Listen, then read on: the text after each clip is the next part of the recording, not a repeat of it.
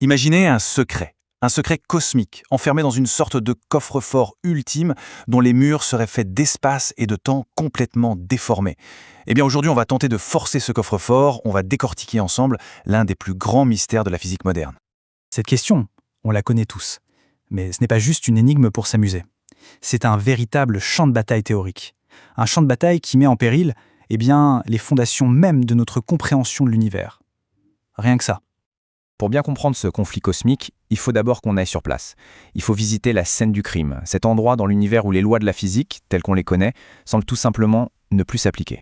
Alors, cette scène de crime, elle est délimitée par une frontière totalement invisible, un point de non-retour absolu.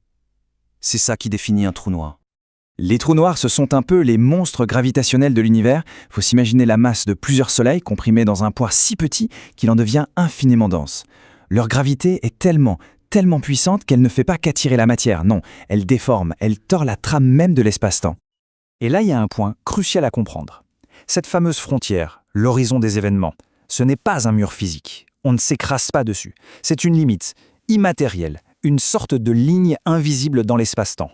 Une fois qu'on l'a franchie, la fuite devient mathématiquement impossible. D'ailleurs, si quelqu'un franchissait cette ligne, son voyage continuerait comme si de rien n'était, sans même qu'il s'en rende compte. Pendant très longtemps, les physiciens pensaient que c'était la fin de l'histoire. L'information est enfermée pour toujours, point.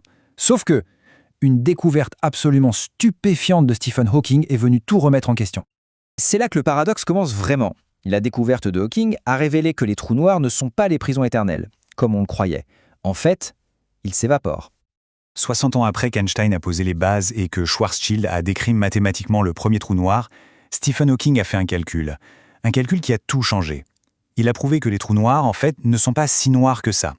Ils s'évaporent tout doucement en émettant un très faible rayonnement thermique sur des milliards et des milliards d'années. Et voilà le point clé. Ce rayonnement, il semble purement thermique, aléatoire. En gros, il ne contient aucune information sur ce qui est tombé dans le trou noir. Alors, si le trou noir finit par disparaître complètement, il emporte avec lui tous les secrets qu'il a avalés et les efface de l'univers, pour de bon. C'est là que le paradoxe explose. Un conflit qui met face à face les deux plus grandes théories de la physique moderne. Si le trou noir meurt, où est passée toute l'information qu'il contenait ?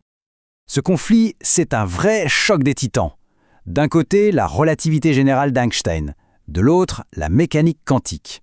Et chacune a un verdict complètement différent et a priori irréconciliable. D'un côté, la relativité générale nous dit « l'horizon des événements est une voie à sens unique, rien n'en sort. L'information est donc perdue. » De l'autre côté, la mécanique quantique est formelle. Non, l'information ne peut jamais, au grand jamais, être détruite. L'une de ces lois fondamentales doit avoir tort, non. En plus, la relativité générale en rajoute une couche avec ce qu'on appelle le théorème de la calvitie. Ça dit qu'un trou noir efface tous les détails complexes de ce qu'il avale. Qu'on y jette une étoile ou une bibliothèque, à la fin, il ne reste que 3 choses, sa masse, sa charge et sa rotation. Cette fameuse phrase « les trous noirs n'ont pas de cheveux » illustre parfaitement cette idée. Ils sont d'une simplicité brutale. Ils effacent les détails chevelus de leur passé. Peu importe ce qui tombe dedans, une encyclopédie ou une étoile, de l'extérieur, on ne voit que la masse, la charge et la rotation. C'est tout. Mais la mécanique quantique, elle, contre-attaque avec des règles inflexibles. L'unitarité dit « l'information doit être conservée ». Le théorème de non-clonage dit « on ne peut pas copier l'information à l'extérieur avant qu'elle ne tombe dedans ». Il n'y a aucune échappatoire. L'info ne peut être ni perdue ni dupliquée. C'est une impasse totale. Bon, pour essayer de sortir de cette impasse, les physiciens ont imaginé un scénario un peu étrange, je l'avoue. Une expérience de pensée qui met en scène un éléphant, un hologramme et 2 observateurs. Alors, imaginons ce scénario qui a été proposé par le physicien Leonard Susskind.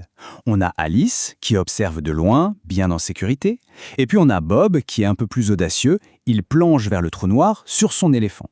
Et vous allez voir, leurs 2 points de vue sur ce qui arrive à l'éléphant vont être radicalement différents. Du point de vue d'Alice, à distance, elle ne verra jamais l'éléphant traverser l'horizon.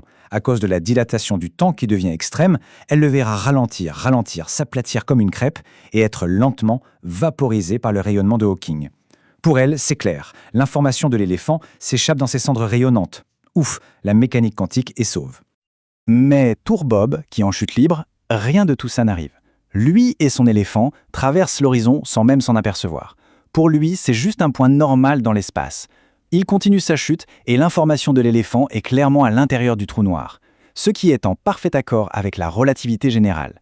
Alors, comment est-ce possible? Comment l'éléphant peut-il être à la fois dehors, vaporisé, et dedans, intact? Une idée fascinante, le principe holographique, donne une piste. Et si toute l'information en 3D de l'éléphant était en fait encodée sur la surface en 2D de l'horizon des événements? Un peu comme l'image sur un hologramme. Cette idée nous amène à une conclusion encore plus déroutante. Une conclusion qui remet en question la nature même de la réalité. Et si la solution au paradoxe, c'était de redéfinir ce que le mot « réel » signifie? La solution la plus acceptée, même si elle est très déroutante, c'est ce qu'on appelle la complémentarité. Ça postule que l'éléphant est à la fois vaporisé à l'extérieur et intact à l'intérieur. Les deux réalités, celle d'Alice et celle de Bob, sont toutes les deux vraies. La seule chose, c'est qu'il est absolument impossible pour qui que ce soit de vérifier les deux en même temps.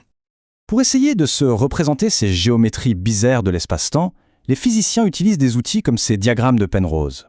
Mais attention, ce n'est pas qu'une astuce mathématique. Ça suggère quelque chose de vraiment profond. Il n'y aurait peut-être pas une seule réalité objective. La réalité d'un objet pourrait dépendre fondamentalement du point de vue de l'observateur. Au final, ce paradoxe de l'information n'est peut-être pas un problème à résoudre, mais une leçon à apprendre. Une leçon qui nous dit que l'univers est bien plus étrange qu'on l'imagine. Parce que si la position d'un objet dans l'espace n'est pas une vérité absolue, mais une question de perspective, alors qu'est-ce qui est vraiment réel ?